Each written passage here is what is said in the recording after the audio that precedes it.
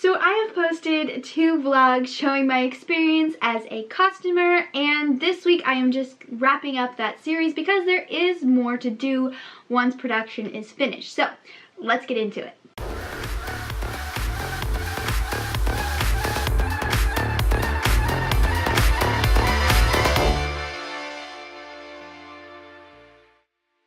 What's up, homegrown filmmakers? Welcome back to my channel. My name is Annie Pulling Sweat and I am a homegrown filmmaker. I've been teaching myself filmmaking for several years now, and I'm sharing what I'm learning so that we can all be learning together. It's important to me that I'm showing you pieces of the process that you don't normally see because I want you guys to get an idea of what the entire thing looks like, not just the fun part. So this week I will be sharing my sum up of the experience, what I learned, what I thought, all that jazz, but also showing you the cleanup process. What do you do after a production? Before we get into that though, I would love to hear what you guys want to see on this channel next. I have some ideas and I'm working on some videos about audio and audio editing, so I know you guys will be excited for those. But what do you want to learn more about? What do you have questions about? Please leave that in the comments below. I'm always looking for new ideas and want to give you guys what you want to see. If you enjoy this video or any of my videos, make sure you hit like and subscribe so that you can continue getting content from this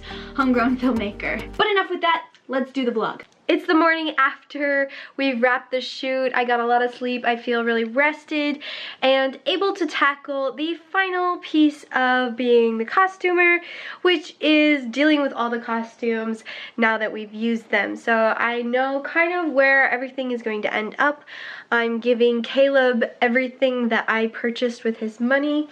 I also need to make sure that I return anything I borrowed from anybody, and I also rented a couple things. I rented a pair of glasses and we rented that tux, so I need to make sure that those are shipped out back to the rental companies on time so that we don't get a fee for those. Cue montage.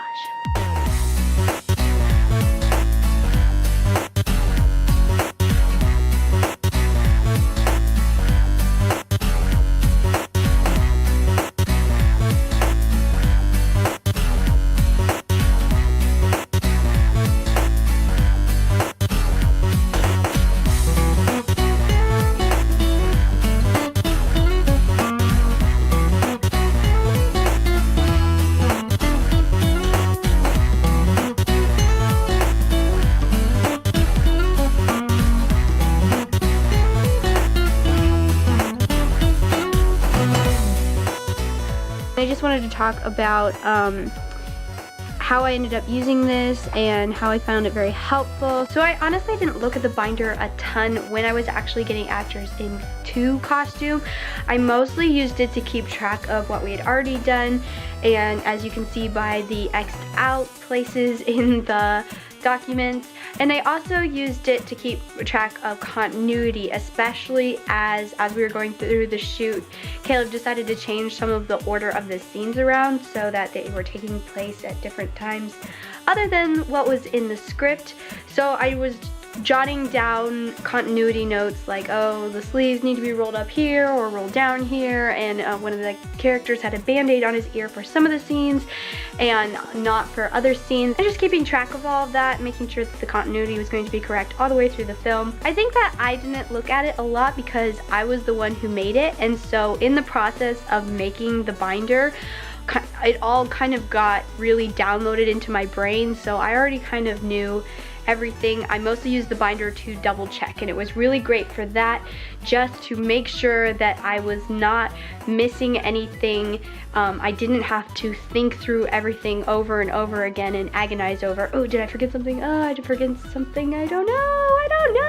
It was very reassuring to have the binder because I could just look it up, know that I've already thought through all of this, and it's right there in the binder. I also use the binder as my packing list for each day, so I would shoot all day long, get home exhausted, and then pack for the next day.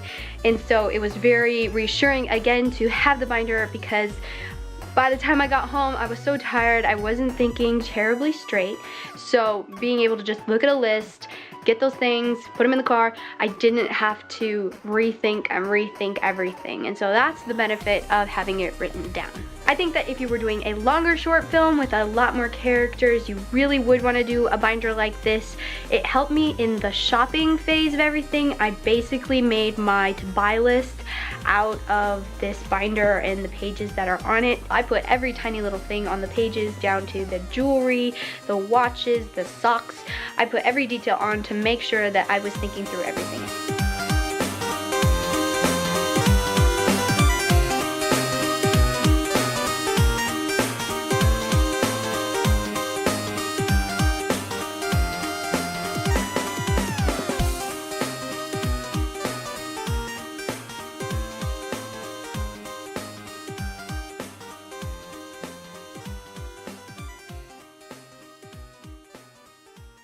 The cleanup process may not be the most fun part of the process, but it is part of the process, so I thought I would share it with you guys. It's a great idea to actively plan time to deal with all of the stuff after you've done a shoot.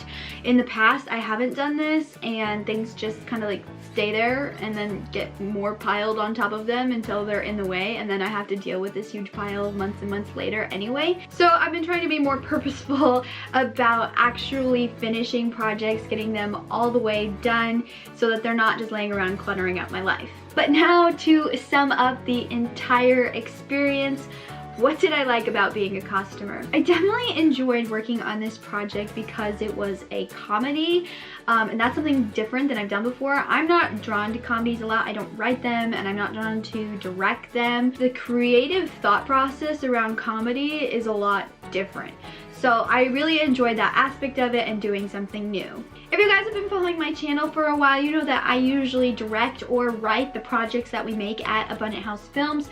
So I'm really used to being in the big picture seat of a project. I don't get the chance to put 100% of my creative thought or energy into any one thing, which is great. I think that's what you need as a director, because that's why you have people on your team, like a costumer, like the props department, the set department, so that they can be putting 100% of their energy into that one thing, and your energy goes to or keeping everything together. I would say technically about art, I learned the most about color as it relates to story and how to kind of supplement the story with color. I think that knowledge about color is something I can definitely use when directing, to have more opinions about things and to just have more vision for how it can apply to all aspects of art department, including the camera work. So I'm excited to dig into that a little bit more. I think what I had the most fun with was the pre-production phase, in just thinking about the costumes and kind of just visualizing what they will look like, and bringing in that color theory and taking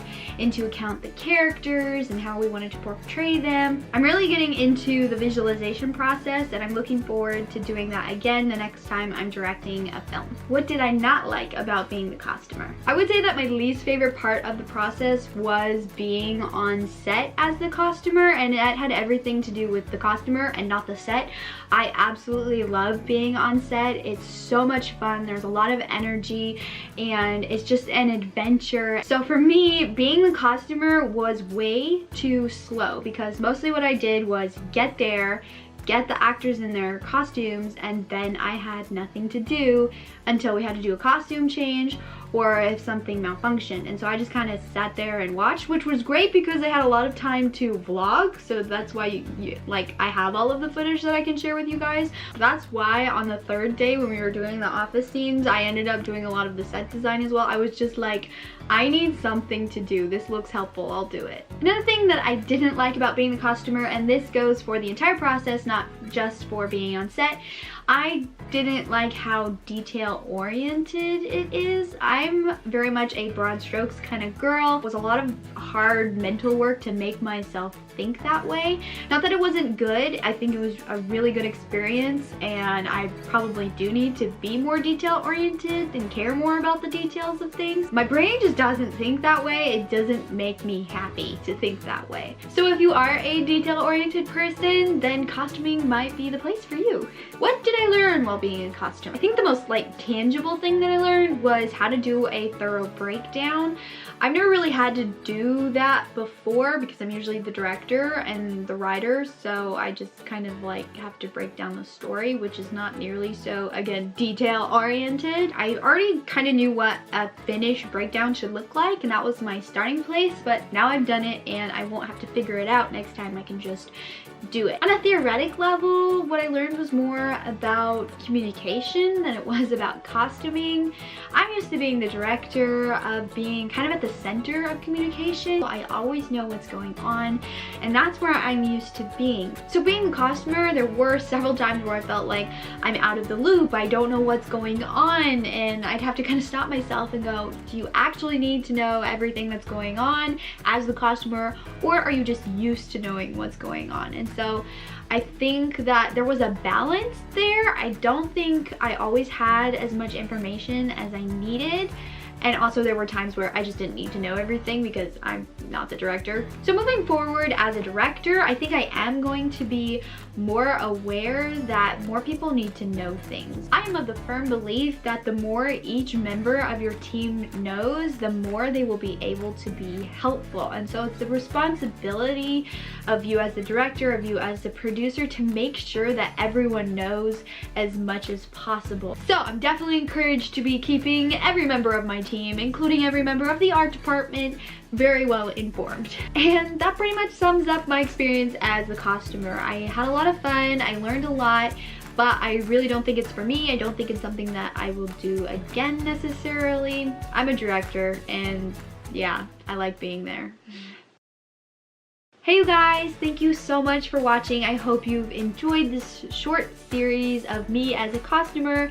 I enjoyed making it. Once again, if you have any ideas for what you would like to see on this channel, please leave a comment below. Also, I'm working on audio videos right now. Do you have any questions about audio, about editing audio or recording audio? I would love to make a video to answer your questions. So leave that in the comments below. Make sure to hit like, subscribe to keep getting content from the Homegrown Filmmaker. I'm Annie Pulling Sweat, and I'm a homegrown filmmaker. Thank you so much for watching, and I'll see you next time. I'm really starting to get into the visualization I'm getting more and more into the visualization process. Say that 10 times fast.